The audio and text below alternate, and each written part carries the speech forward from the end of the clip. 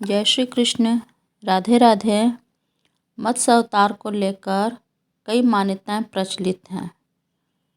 एक मान्यता के अनुसार मत्स्य अवतार भगवान विष्णु के प्रथम अवतार हैं। मछली के रूप में अवतार लेकर भगवान विष्णु ने एक ऋषि को सब प्रकार के जीव जंतु एकत्रित करने के लिए कहा और पृथ्वी जब जल में डूब रही थी तब मत्स्य अवतार में भगवान ने उस ऋषि के नाव की रक्षा की। इसके पश्चात ब्रह्मा जी ने पुनः जीवन का निर्माण किया।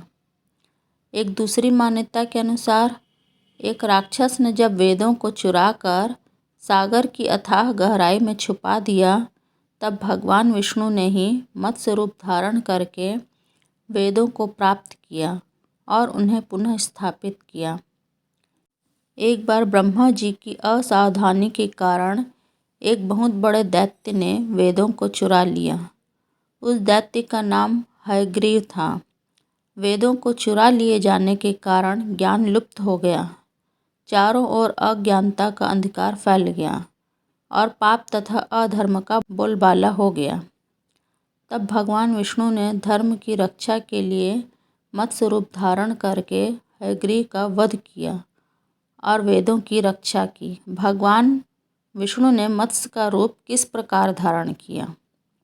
तो कथा इस प्रकार है। कल्पांत के पूर्व एक पुण्यात्मा राजा तप कर रहा था। राजा का नाम सत्यव्रत था। सत्यव्रत पुण्यात्मा तो था ही, बड़े उदार हृदय का भी था। प्रभात का समय था, सूर्योदय हो चुका था।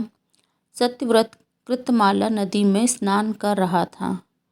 उसने स्नान करने के पश्चात जब तर्पण के लिए अंजलि में जल लिया तो अंजलि में जल के साथ एक छोटी सी मछली भी आ गई। सत्यव्रत ने मछली को नदी में छोड़ दिया। मछली बोली, राजन, जल के बड़े बड़े जीव जंतु छोटे छोटे जीवों को मारकर खा जाते हैं। अवश्य कोई बड़ा जीव मुझे भी मारकर खा जाएगा। कृपा करके मेरे प्राणों की रक्षा कीजिए। सत्यव्रत के हृदय में दया उत्पन्न हो गई। उसने मछली को जल से भरे हुए अपने कमंडल में डाल लिया। तभी एक आश्चर्यजनक घटना घटी। एक रात में मछली का शरीर इतना बढ़ गया कि कमंडल उसके रहने के लिए छोटा पड़ने लगा। दूसरे दिन मछली सत्यव्रत से बोली, राजन, मेरे रहने के लिए कोई दूसरा स्थान ढूंढिए, क्योंकि मेरा शरीर बढ़ गया है। मुझे घूमने फिरने में बड़ा कष्ट होता है। सत्यव्रत ने मछली को कमंडल से निकालकर पानी से भरे हुए मटके में रख दिया।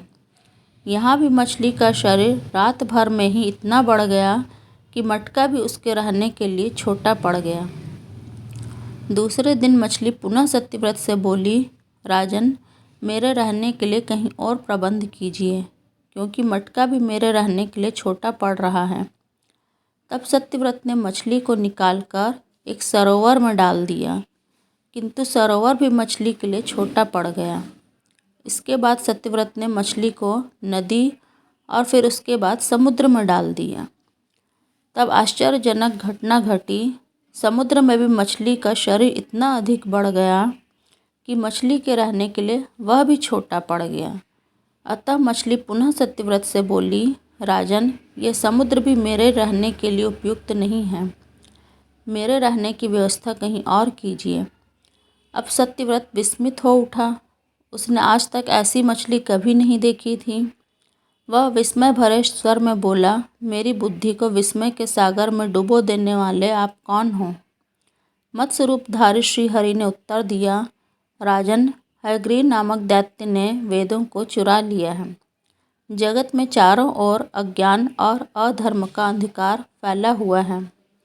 मैंने हयग्रीव को मारने के लिए ही मत्स्य का रूप धारण किया है।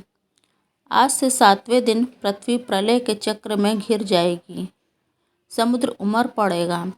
भयानक वृष्टि होगी। सारी पृथ्वी पानी में डूब जाएगी। जल के अतिरिक्त कहीं कुछ भी दृष्टिगोचर नहीं होगा। आपके पास एक नाव पहुँचेगी।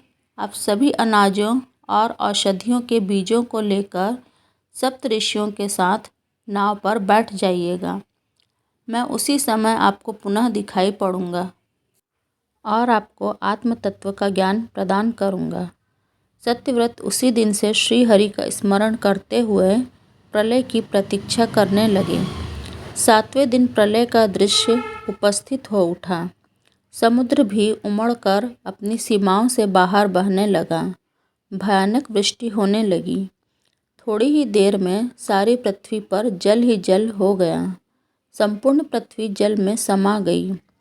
तभी उसी समय एक नाव दिखाई पड़ी।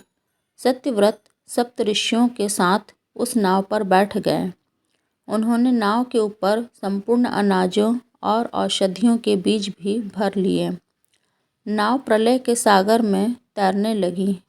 प्रलय के उस सागर में उस नाव के अतिरिक्त कहीं भी कुछ भी नहीं दिखाई दे रहा था। सहसा मत्स्य रूपी भगवान प्रलय के सागर में दिखाई पड़े। सत्यव्रत और सप्तऋषिगण मत्स्य रूपी भगवान की प्रार्थना करने लगे।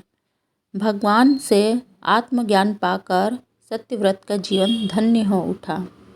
वे जीते जी ही जीवन मुक्त हो गए। प्रलय का प्रकोप शांत होने पर मत्स्य रूपी भगवान ने हयग्रीव को मारकर उससे वेद छीन लिए। भगवान ने ब्रह्मा जी को पुनः वेद दे दिए। इस प्रकार भगवान ने मत्स्य रूप धारण करके वेदों का उद्धार तो किया ही, साथ ही संसार के प्राणियों का भी अमित कल्याण किया। जय श्री कृष्ण। राधे राधे। आपको अगर मेरा चैनल अच्छा लगे तो इसे लाइक करिए, सब्सक्राइब करिए और शेयर कीजिए।